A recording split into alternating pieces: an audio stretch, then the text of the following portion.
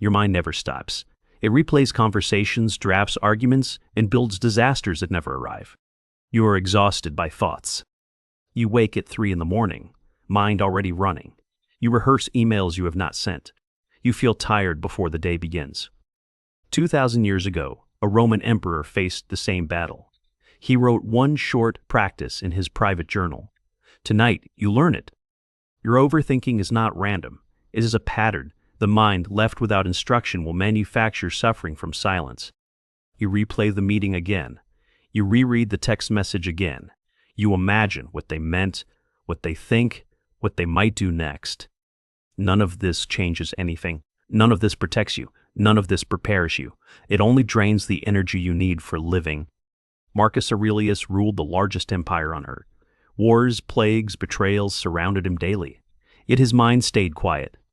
He did not have less to think about. He had more. The difference was a single practice he repeated every morning before the world reached him. He called it ordering the mind. The Stoics treated thought like a soldier treats a weapon. Useful, but never left to wander. You were never taught this. Modern life trained you to consume thoughts, not direct them. Your attention belongs to everyone but you. But the Stoics took this much further than self-help ever does. They believed the mind was a fortress that could be defended deliberately. The principle they discovered is called the dichotomy of control. It sounds simple. Most people misunderstand it completely. Epictetus, born a slave in Rome, taught it best. He had nothing. No freedom, no property, no future. Yet he became the most peaceful man alive. He said this: "Some things are in our control, some things are not. Suffering begins the moment we confuse the two. Your thoughts about the future are not in your control. Your imagined version of what others think is not real. Your replay of yesterday cannot be edited." So why does your mind insist on these battles? Because no one ever showed it the line between what is yours and what is not. This is where the practice begins. The Stoics had a daily morning method that cut overthinking at the root. It takes 10 minutes. It requires no app, no journal, no special place. Only your attention, applied with discipline. Each morning before reaching for your phone, you sit upright. You close your eyes. You ask one question silently. What today is within my power? What today is not? You do not solve. You only sort. You name the things you control.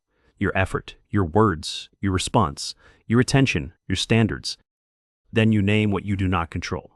The weather, the traffic, the opinions of others, the outcome of your work. Marcus Aurelius wrote this exact exercise in his meditations. He performed it before sunrise, before stepping into the empire. He understood that an unsorted mind becomes a battlefield. Every uncategorized worry becomes another soldier fighting against you internally. Now imagine applying this tomorrow morning, before the news, before the messages, before anyone needs anything from you. You sit, you sort, you release what is not yours to carry. You step into the day already lighter. This is the part most people never realize. Overthinking is not a thinking problem. It is a categorization problem. The mind is not broken. It is simply uncertain about its job. When you give it a clear task, it obeys. The Stoics called this inner work the building of the inner citadel, a fortress of mind no external event could breach. Seneca, the Roman statesman, wrote letters about this for years. He said we suffer more in imagination than in reality. He noticed something about anxious minds. They do not fear what is. They fear what might be, and what might be never arrives in the form imagined. So he added a second layer to the morning practice. He called it premeditatio malorum, negative visualization. Once your mind is sorted, you imagine briefly what could go wrong today. Not to fear it, to accept it in advance. You picture the difficult conversation, the rejection, the delay, the inconvenience. You face them in your mind. Then you let them pass. By the time the real day begins, nothing surprises you. Nothing destabilizes you. You met it already in stillness. This is how Stoic minds became unshakable, not through avoidance, through preparation. The transformation does not arrive in a week. It arrives in days. You begin to notice silence between your thoughts. You catch yourself before the spiral. You ask the question, is this in my control? The honest answer ends the loop. Your shoulders drop. Your jaw releases. Your breath deepens. Your nervous system finally believes you are safe. What was once a noisy mental room becomes a quiet study. You read your own thoughts now, you no longer obey them. This is the freedom Epictetus described. He had no body freedom, but his mind belonged entirely to him. Comment: which thought pattern haunts you most? The replay of the past, the fear of the future, or the imagined judgment of others? Drop the single word: control. If this practice resonates with the weight you are carrying tonight, I read every comment. Now return with me to the practice. Because most people will try this and quit within 3 days. Here is why. The mind resists order at first. It is used to wandering. Like a dog off the leash for years, it pulls back hard.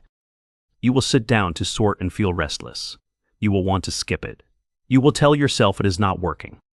This is the exact moment Stoics warned about. The discomfort is not failure. It is the old mind dying. Traditional advice tells you to relax, breathe, meditate. None of this directs the mind. It only soothes it briefly. The Stoic practice is different. It is not relaxation. It is command. You are training the mind to follow direction. Apply this at work. Before a tense meeting, you sit for 1 minute. You sort. The agenda is yours. Their reaction is not. Apply this in relationships. Before a difficult conversation, you sort. Your honesty is yours. Their interpretation is not. Apply this to anxiety. When the chest tightens, you sort. The feeling is here. The future they fear is imagined. Apply this to anger. Before responding, you sort. The provocation is theirs. Your response is yours alone. In every case, the sorting creates a pause, and in that pause, the Stoic said, lives all your power. Marcus Aurelius wrote that the soul becomes dyed with the color of its thoughts. Sort your thoughts, and your soul changes color. This is the deeper layer. You are not just stopping overthinking. You are rebuilding the texture of your inner life. Most people live inside a storm of unsorted thoughts. They mistake the storm for themselves. They forget there is a watcher behind it. The watcher is the real you. The Stoics call this the rational core, the part untouched by the chaos. When you practice sorting daily, the watcher grows stronger. The storm grows quieter. You begin to live behind your thoughts, not inside them. This is the inner fortress Aurelius described, not built from stone, built from the daily decision to direct the mind. Years pass and the practice deepens. You stop reacting to small things. You stop carrying conversations home with you. You sleep through the night because you finished the day in your mind, not in your bed. You wake clear because you sorted before the world reached you. This is not enlightenment. This is engineering. The Stoics were practical men. They built mental peace the way Romans built roads. You cannot control what enters your life. You can only control what you carry forward.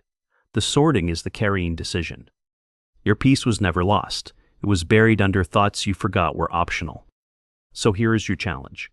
For the next 7 mornings, before reaching for your phone, sit upright for 5 minutes. Ask only 2 questions. What today is in my control? What today is not? Name them silently.